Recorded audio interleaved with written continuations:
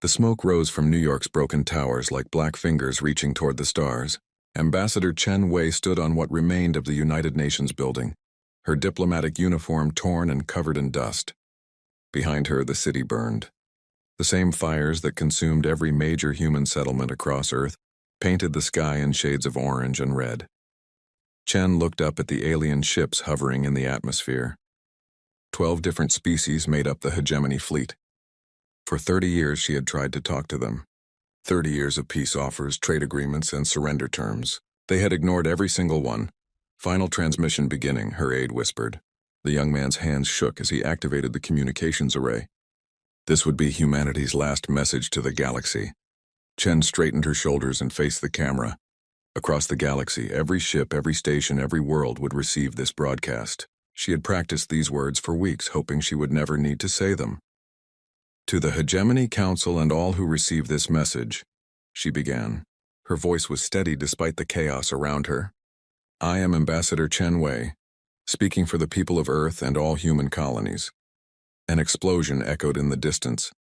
More ships were landing, bringing more soldiers to finish what they had started. Chen did not look away from the camera. For 30 years, we have offered you peace. We opened our worlds to trade. We shared our technology. We offered to join your alliance as equals. You responded with invasion. You destroyed our colonies. You enslaved our people. You called us weak because we preferred words to weapons. The ground shook as hegemony forces moved closer. Chen could hear their heavy footsteps in the building below. They would be here soon. We tried to show you that strength does not always mean violence. We believed that intelligent species could solve problems without war. We were wrong about you. You only understand force. You think compassion is weakness. You mistake mercy for cowardice. Chen paused and looked directly into the camera. Behind her, the last evacuation ships were launching from the spaceport. Tiny lights against the burning sky, carrying the final survivors to safety, to hidden places the hegemony would never find. You wanted to see what humans are really like when we stop being peaceful. You are about to find out. We tried peace. You would not listen. Now you will meet the other side of humanity. The door behind her exploded inward. Hegemony soldiers poured into the room, their weapons raised. Chen did not turn around. She kept speaking to the camera. To any species watching this transmission, learn from our mistake. The hegemony only respects strength. They will take everything you offer and demand more. They will see your kindness as weakness and use it against you. A soldier barked something in his alien language. Chen heard the charging whine of energy weapons behind her. She had seconds left. To the human survivors scattered across the galaxy, remember who we were before this day. Remember that we chose peace first. But also remember that sometimes evil forces you to become something else. Sometimes you have to fight monsters by becoming something they fear more. The soldier shouted again. Chen could feel the heat from his weapon on her back. To the Hegemony Council, you have won this battle. Earth will fall today. But you have made a terrible mistake. You thought the humans you met were all of us. You were wrong. The diplomats, the farmers, the scientists, the teachers, they were our hope for a better future. But we always had another side. A darker side. The side we kept hidden because we wanted to be better than our ancestors. Red targeting lasers danced across the walls. Chen smiled sadly at the camera. You are about to meet the humans we tried not to be. The ones we kept sleeping in the dark places between the stars. The ones we hoped we would never need. They have been waiting for this day. Waiting for the signal that peace has failed. Waiting for permission to do what they were made to do. The soldier spoke in broken English now. Stop talking or we kill you. Chen laughed. You are going to kill me anyway. But that is fine. My death will be the signal they are waiting for. When this transmission ends, they will wake up.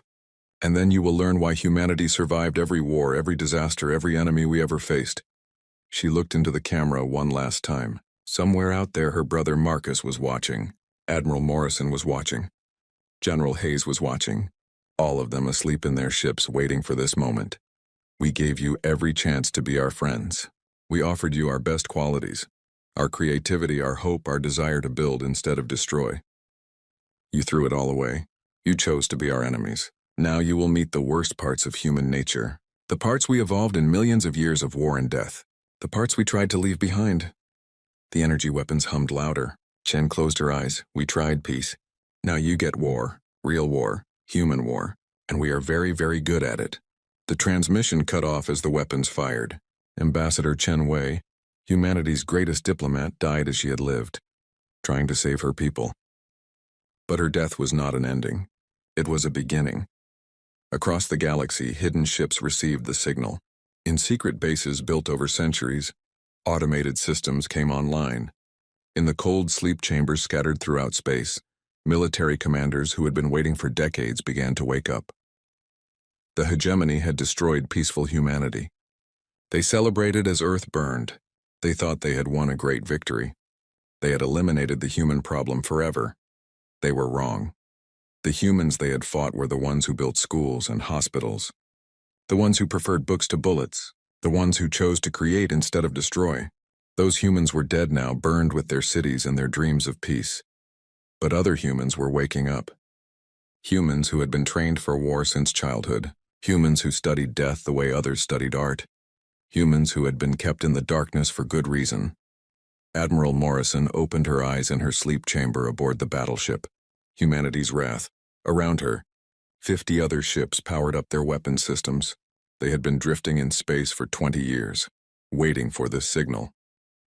General Hayes activated his command center on the moon base that officially did not exist. His soldiers had been in training for 30 years, learning everything about every hegemony species, their weaknesses, their fears, how to kill them. And in the deepest part of space, Marcus Chen, the ambassador's brother who had been reported dead 50 years ago, stood on the bridge of a ship so large it could destroy entire star systems. He watched his sister die on the recorded transmission. Then he smiled. "Signal all Ghost Fleet units," he ordered. "Phase 1 is complete. Begin Phase 2. Show them what humans really look like when we stop pretending to be civilized." The hegemony had wanted to see monsters. They were about to get their wish. 6 months after Earth burned, the hegemony thought they had won the greatest victory in galactic history. The human problem was solved. Their colonies were empty ruins. Their ships were scrap metal floating in space.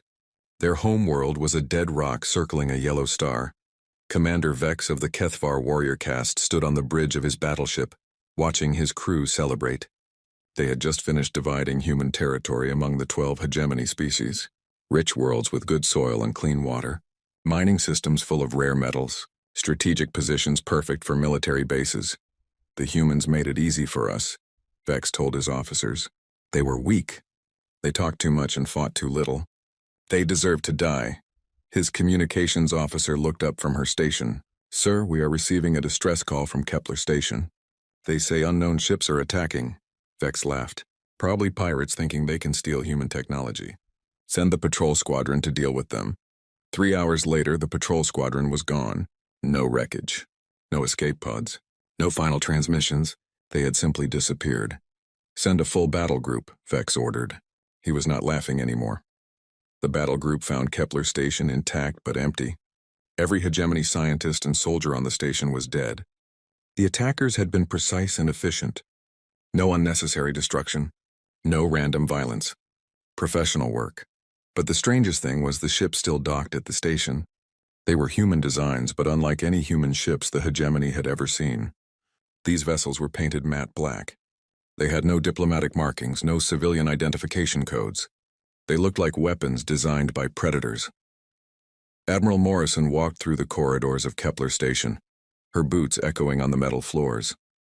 Her soldiers moved behind her like ghosts, checking every room for intelligence. They wore black armor with no national flags or unit insignia. Their faces were hidden behind tactical masks. Morrison stopped at the station's main laboratory. The hegemony had been studying captured human technology here, trying to understand how to use it. Now the lab was empty except for bodies and broken equipment.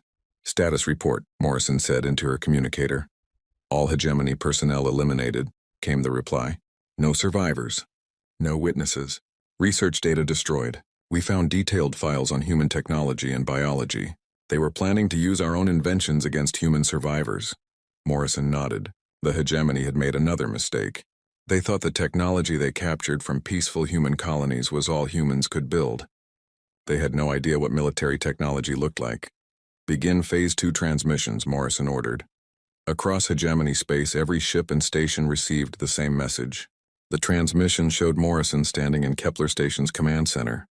Behind her, hegemony bodies were stacked like firewood. To the Hegemony Council, Morrison began. Her voice was calm and professional, like a teacher explaining a simple lesson. I am Admiral Sarah Morrison of the Human Ghost Fleet. You killed our diplomats, so you will deal with our soldiers instead. She gestured to the bodies behind her. You have been studying the technology from our peaceful colonies. You thought you understood human capabilities. You were wrong. The humans you destroyed were farmers and scientists and teachers. We are something else entirely. Morrison pulled out a data pad and read from it. Kepler Station personnel, 437 hegemony citizens.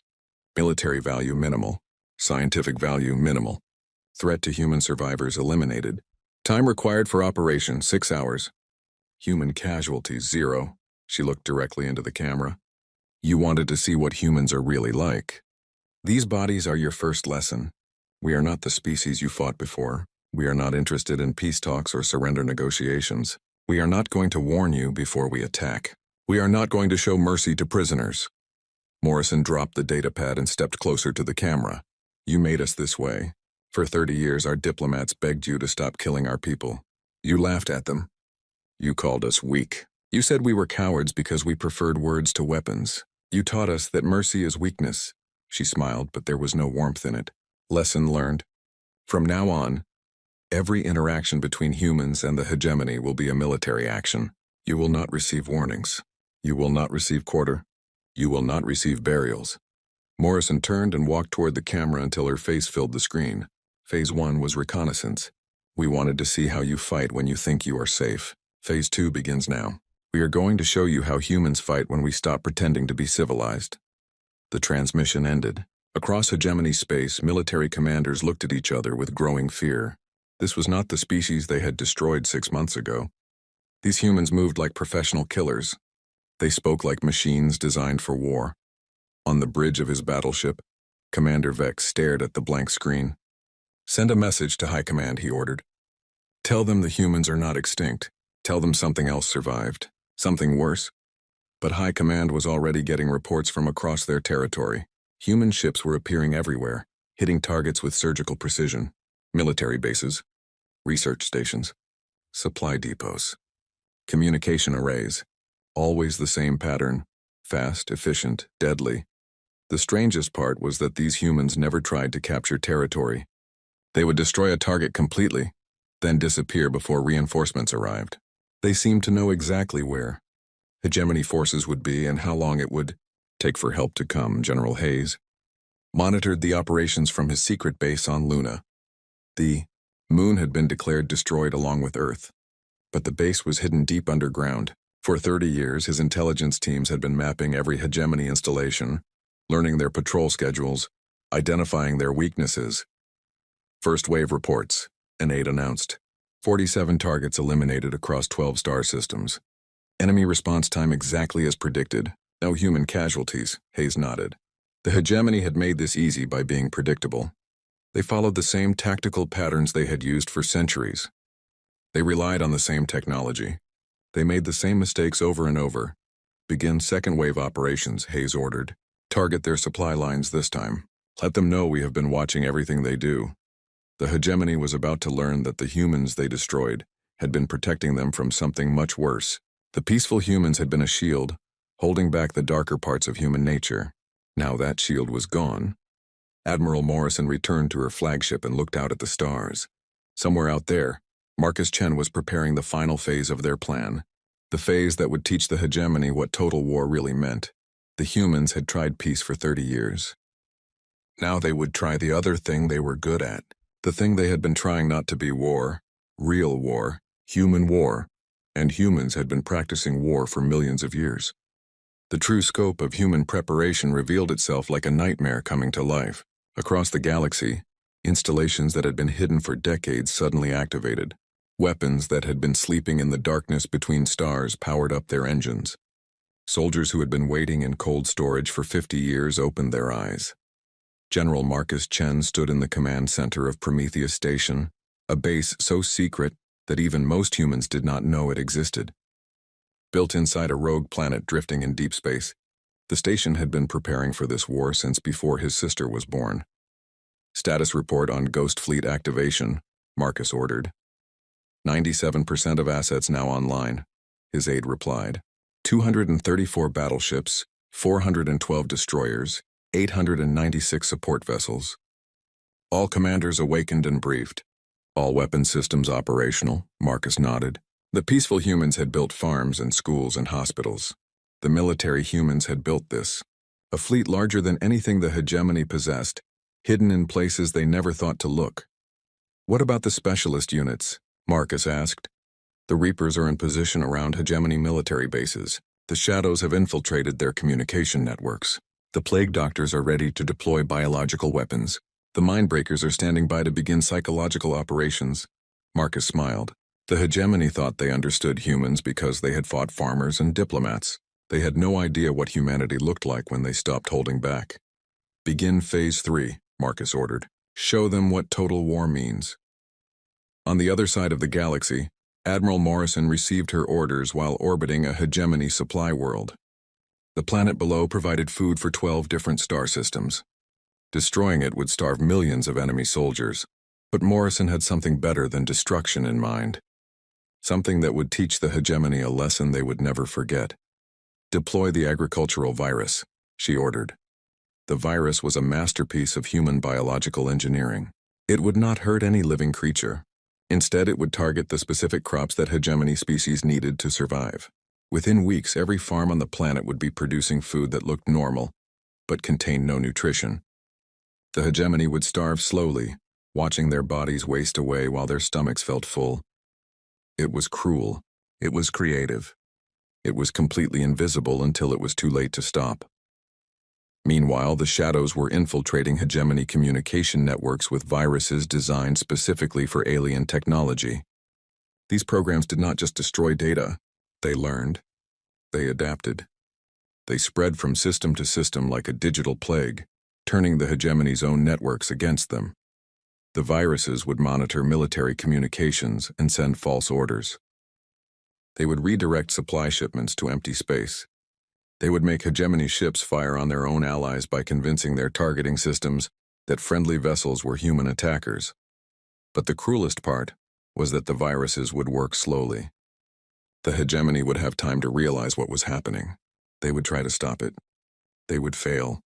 They would watch their own technology betray them piece by piece.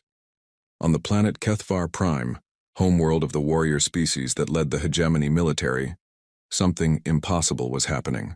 Their greatest heroes were dying in single combat against unknown opponents. The Kethvar had always settled disputes through ritual duels. Their strongest warriors were considered gods among their people. But now these champions were being challenged by humans who seemed to appear from nowhere. Captain Lisa Reaper of the Human Special Forces stood over the body of Warlord Thex, the greatest Kethvar fighter in 1,000 years. The duel had lasted 6 hours. Thex had been faster, stronger, and more experienced.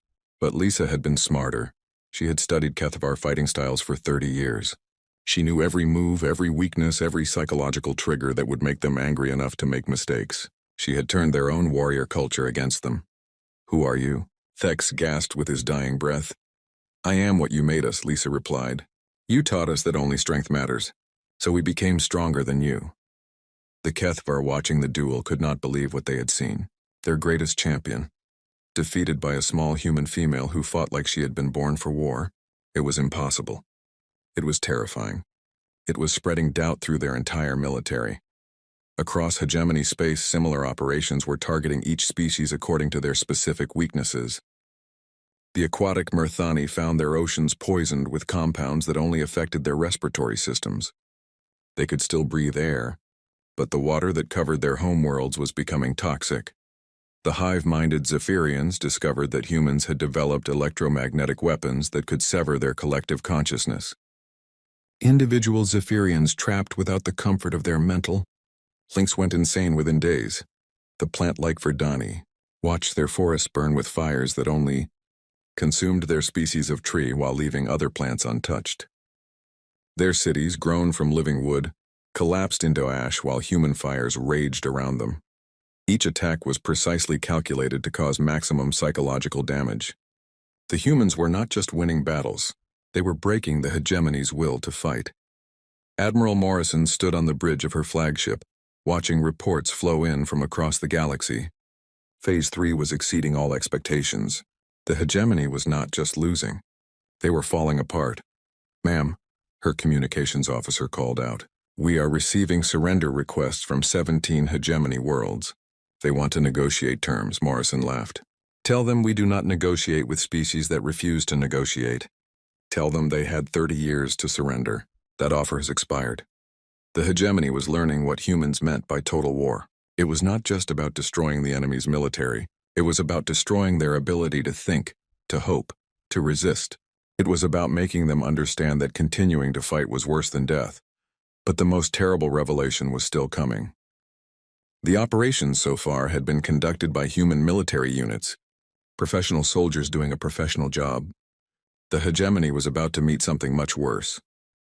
Deep in the spaces between stars, Marcus Chen was preparing to unleash humanity's final weapon. Not a device or a ship or a virus, something far more dangerous. The part of human nature that had allowed them to survive every extinction event, every predator, every disaster their planet had thrown at them. The part that had let them climb to the top of the food chain and stay there for millions of years. The part that had no limits, no mercy, no conscience when it came to protecting their own. Marcus opened a communication channel to every human ship in the galaxy. "All units, prepare for Phase 4. It is time to show them what we really look like when someone kills our children." The hegemony had wanted to see monsters. They had complained that humans were too peaceful, too weak, too civilized. They had forced humanity to become something else. Now they were going to meet the thing they had created, and they were going to wish they had accepted that first peace treaty 30 years ago. Phase 4 began with silence. For 3 days, human attacks stopped completely. No ships appeared on hegemony sensors. No communication viruses spread through their networks. No biological weapons poisoned their worlds. The enemy had simply vanished. High Commander Zek of the Hegemony Council stood in the war room on their capital world, staring at tactical displays that showed nothing. His advisors whispered among themselves, trying to understand what the humans were planning. "Perhaps they are retreating," suggested General Vorth of the Kethvar. "Our losses have been acceptable. Their terrorism campaign cannot continue forever." "No," Zek replied, his 4 eyes focused on the empty displays. "This feels wrong. They are preparing something. Something final." He was right.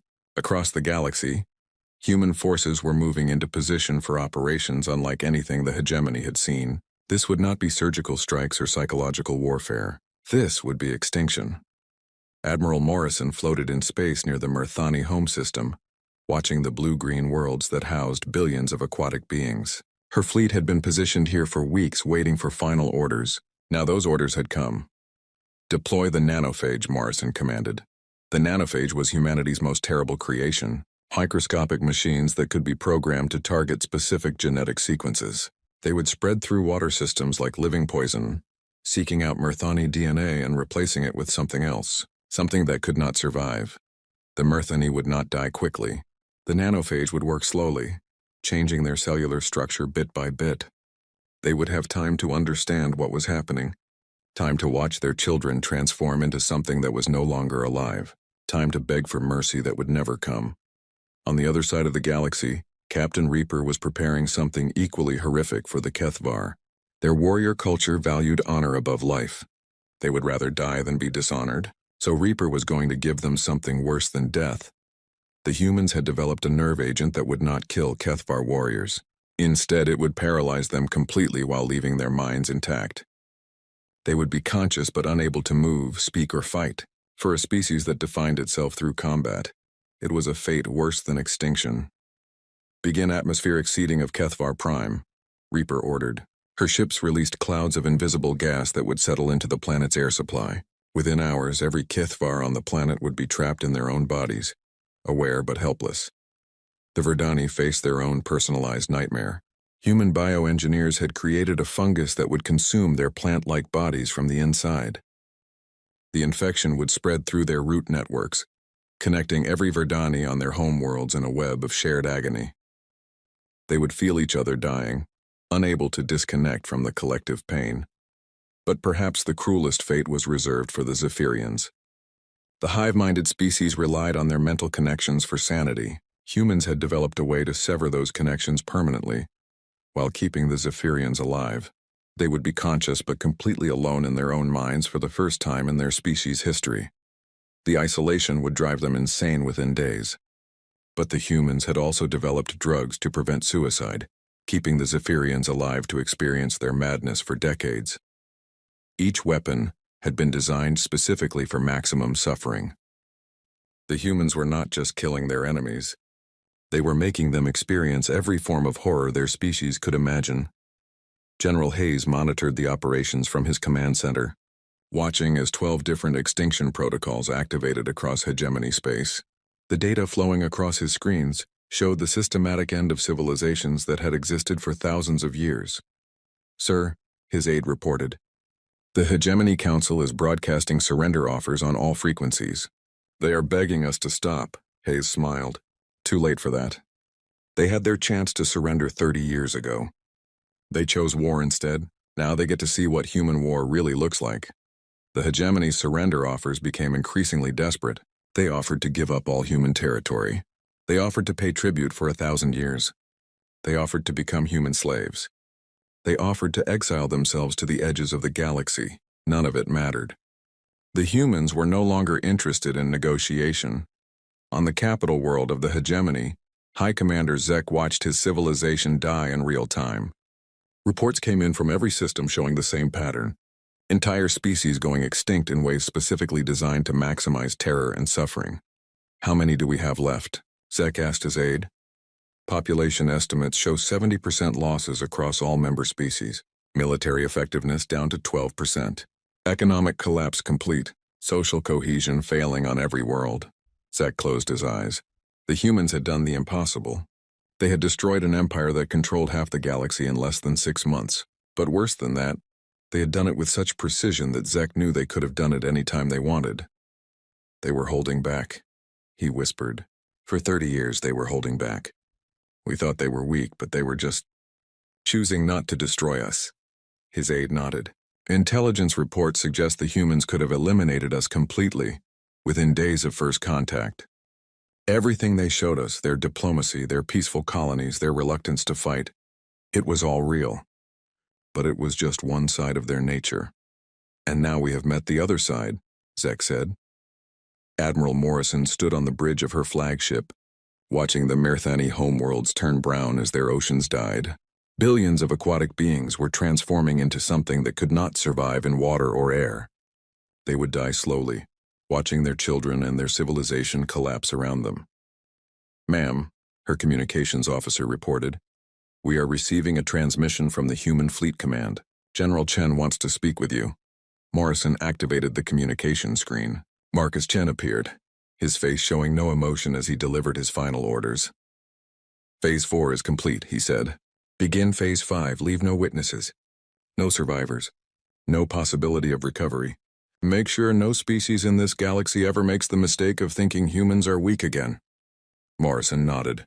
Phase 5 was the end. Total sterilization of every hegemony world. Not just killing the population, but destroying the planets themselves. Making sure that nothing could ever grow in hegemony space again. "Understood, General. How long do we have?" "Take as long as you need," Marcus replied. "We are not in a hurry. Let them know we are coming. Let them try to run. Let them understand that there is no escape from what they chose to become our enemies." The transmission ended. Morrison looked out at the dying worlds below and felt nothing. No satisfaction, no regret, no emotion at all. The humans had become exactly what the hegemony had forced them to become. Perfect killers. Efficient destroyers. Machines designed for extinction. They had tried to be something better. They had wanted to be explorers and teachers and friends to the galaxy. But the hegemony had taught them that the universe only respected strength. So they had become stronger than anyone imagined possible. And now 12 species were paying the price for that lesson. The end came not with a massive fleet, but with a single ship. High Commander Zek stood on the observation deck of the hegemony's last stronghold, watching the small human vessel approach their capital world. Around him, the final remnants of 12 once mighty civilizations waited for death, Less than 1 million beings remained from populations that had once numbered in the trillions. The ship was not a warship. It bore diplomatic markings and transmitted peaceful intentions. After everything the humans had done, they were sending a diplomat.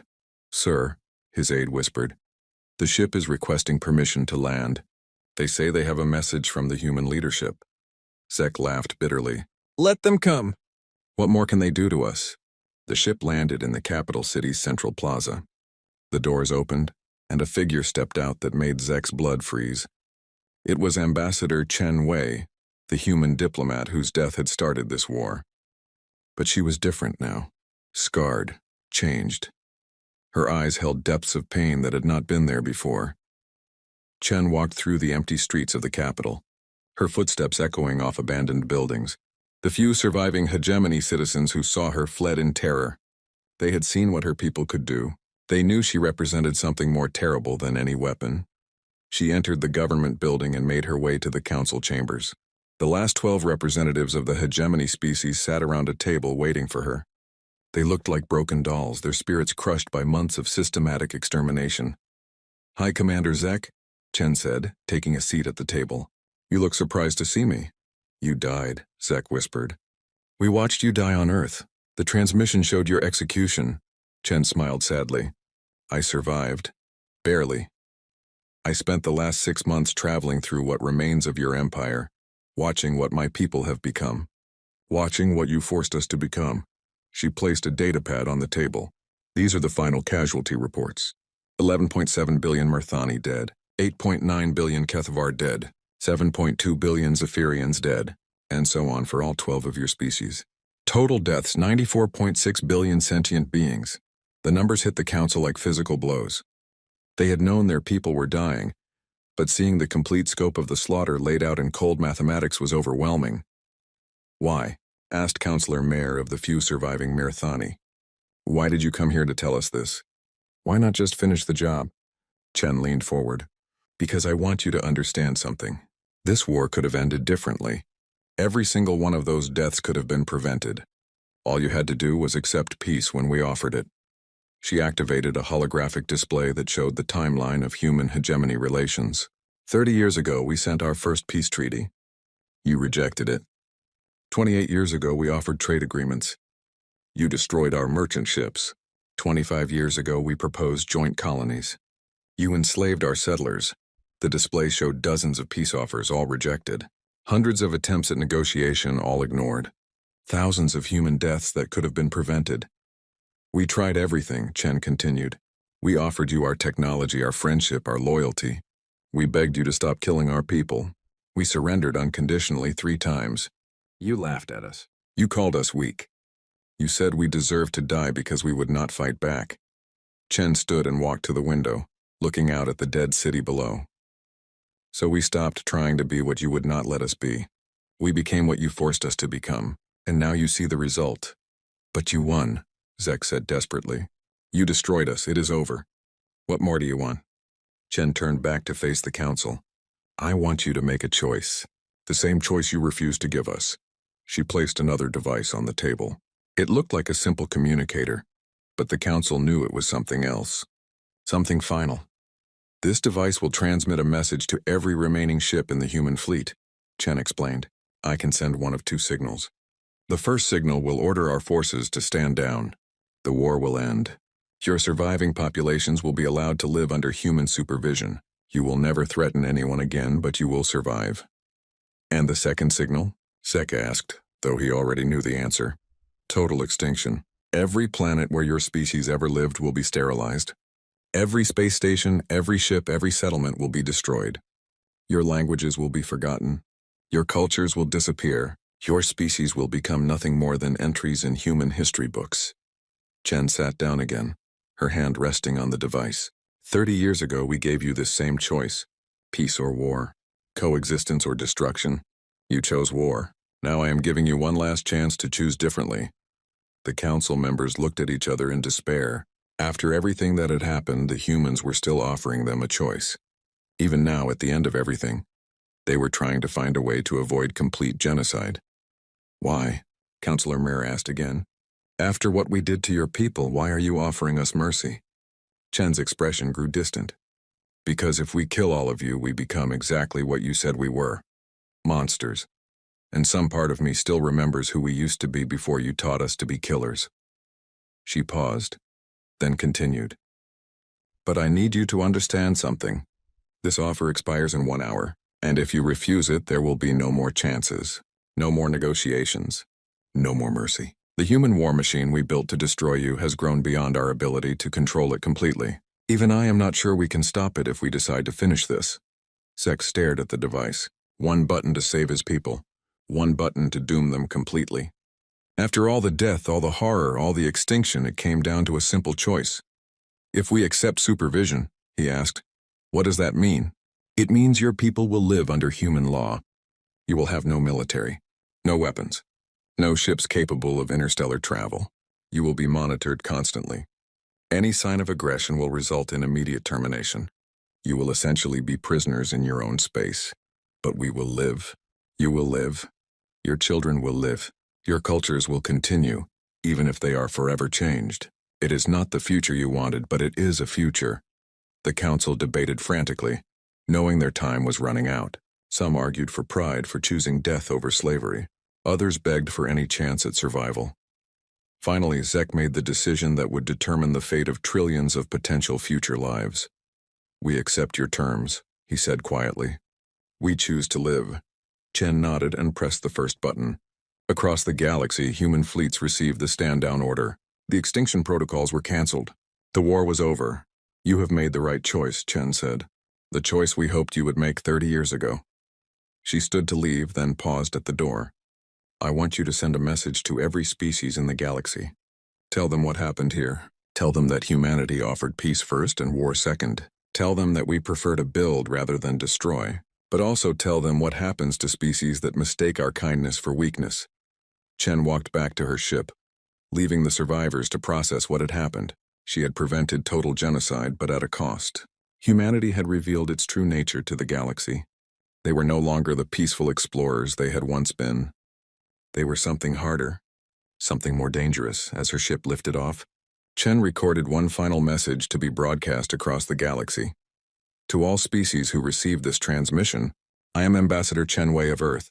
6 months ago, the hegemony destroyed my homeworld because they believed humans were too weak to defend themselves. Today, the hegemony has ceased to exist as a military power. She paused, looking out at the stars. We tried peace. We offered friendship. We wanted to explore the galaxy together, learning from each other and building something beautiful. That offer is still open to species willing to accept it. But to those who choose war, who see kindness as weakness, who believe that might makes right, remember what happened here. Remember that humanity's greatest strength is not our weapons or our ships or our strategies. Our greatest strength is that we choose peace first. And when peace fails, we are very, very good at the alternative. The transmission ended. Across the galaxy, countless species received the message and made their own choices about how to approach the humans they had once dismissed as harmless.